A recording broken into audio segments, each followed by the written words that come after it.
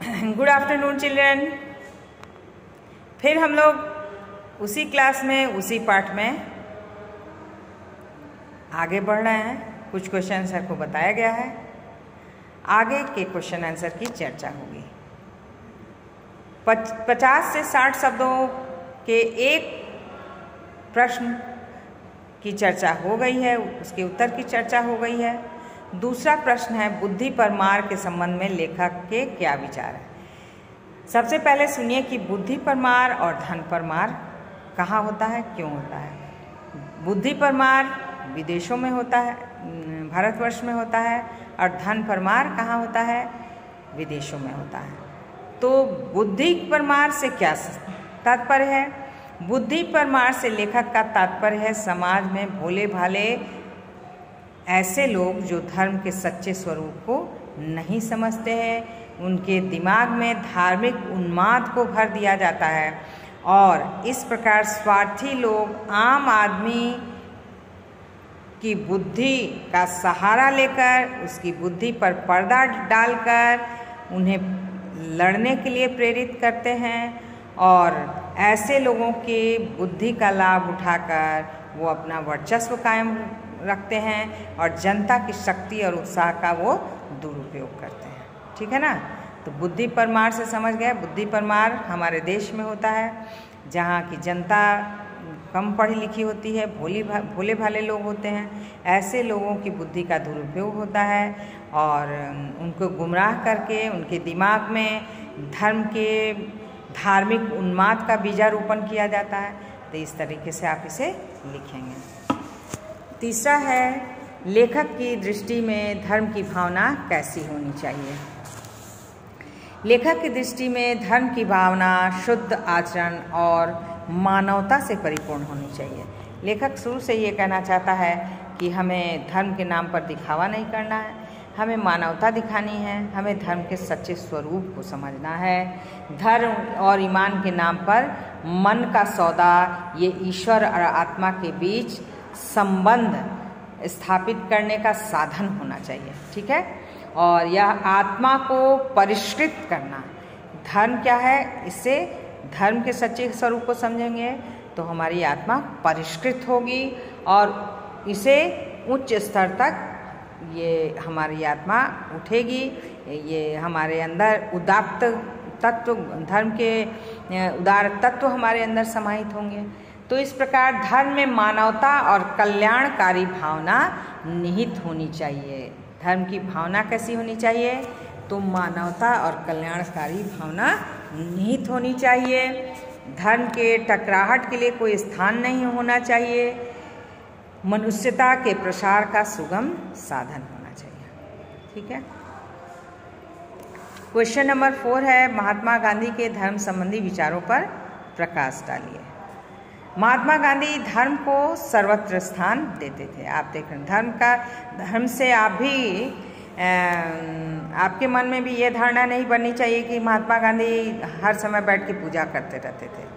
आप महात्मा गांधी के जीवन को देख रहे हैं तो पता चल रहा है कि महात्मा गांधी कैसे मानवता की उन्होंने सेवा की है, देश को स्वतंत्र करवाया है, लोगों को कैसे एक किया है, बिना बंदूक बिना डंडे के उन्होंने कैसे लोगों के दिल को जीता है, एक किया है। तो यहाँ प्रश्न उठता है कि महात्मा गांधी के धर्म संबंधी विचारों पर प्रकाश डालिए। आपके पाठ में भी है कि महात्मा गांधी धर्म को सर्वोच्च स्थान देते थे। वो धर्म के बिना एक पग भी आगे नहीं बढ़ते थे, परंतु उनके धर्म का स्वरूप कुछ दूसरा था।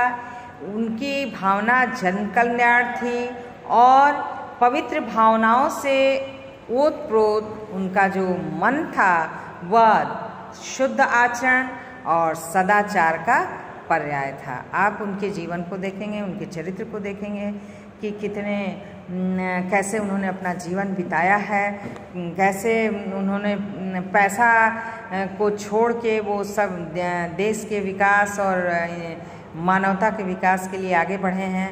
वो अकेले ही चलकर इतने लोगों को उन्होंने जुटाया है और स्वतंत्रता दिलाई है। इसलिए वे सत्य और अहिंसा को परम धर्म मानते थे। ठीक है ना। उनका धर्म क्या था कि मनुष्य को सत्य बोलना चाहिए, अहिंसक रहना चाहिए। ठीक है। धर्म मानवता की रक्षा करता है। ये आप भी जानते हैं कि धर्म किसकी रक्षा करता है? मानवता की रक्षा करता है।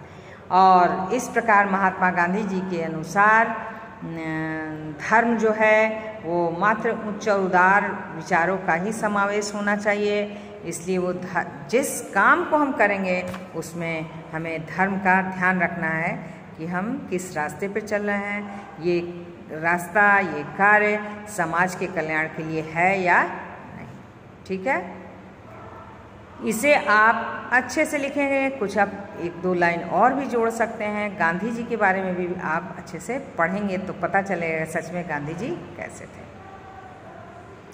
आज सबके कल्याण हेतु अपने आचरण को सुधारना क्यों आवश्यक है?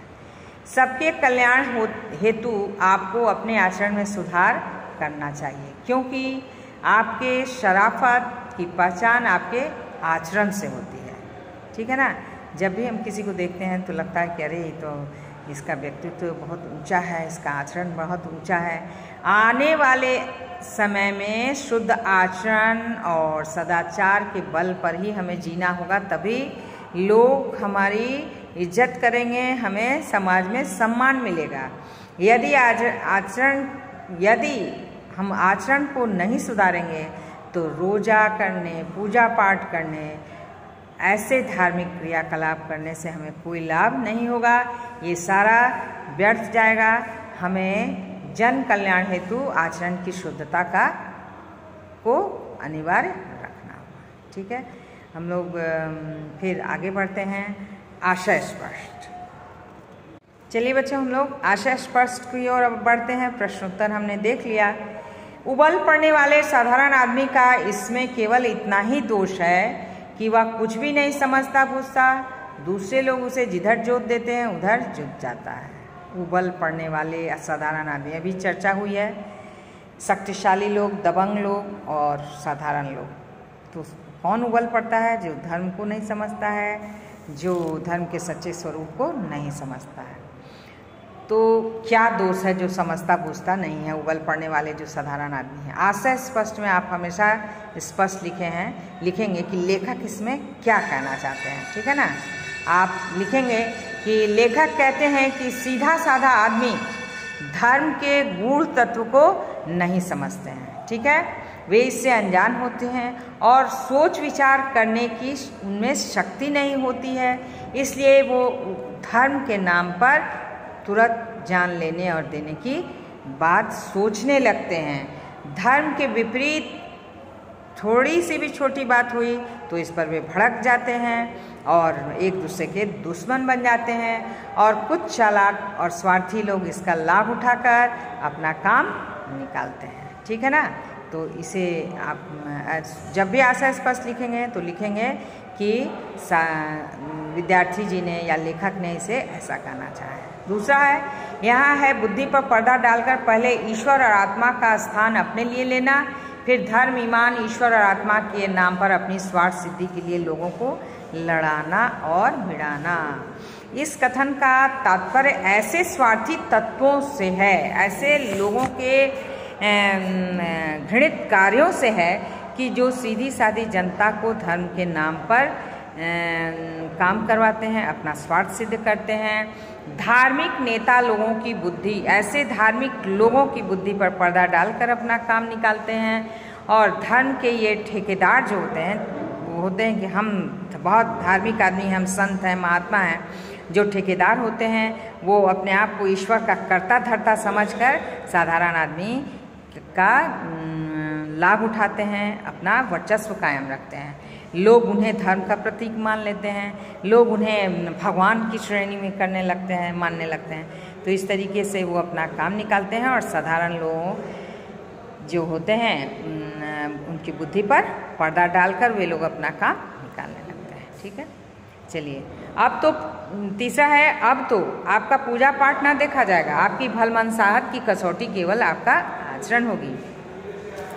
लेखक क्या कहता है कि लेखक के कथन का आशय है कि शुद्ध आचरण ही मनुष्य की सज्जनता का पहचान है, मानवता की पहचान है। इसके लिए ढोंग दिखावा की आवश्यकता नहीं है। धर्म ईश्वर एवं आत्मा के साक्षात्कार का एक सहज मार्ग है। इसमें मानवता की सच्ची भावना होनी चाहिए और विभिन्न धार्मिक आडंबर करके लोगों को दुख नहीं पहुंचाना चाहिए, बल्कि धर्म के स्वरूप को समझाकर जो विकास का कार्य है इसको समझाकर लोगों को बताना चाहिए और आचरण की शुद्धता और सदाचार की ओर लोगों को इसके लिए प्रेरित करना चाहिए और इसके बिना धर्म का महत्व नहीं है। चलिए एक क्वेश्चन और बच गया है कि तुम्हारे मानने से ही मेरा ईश्वरत्व कायम नहीं रहेगा, दया करके मनुष्यत्व को मानो, पशु बनना छोड़ो।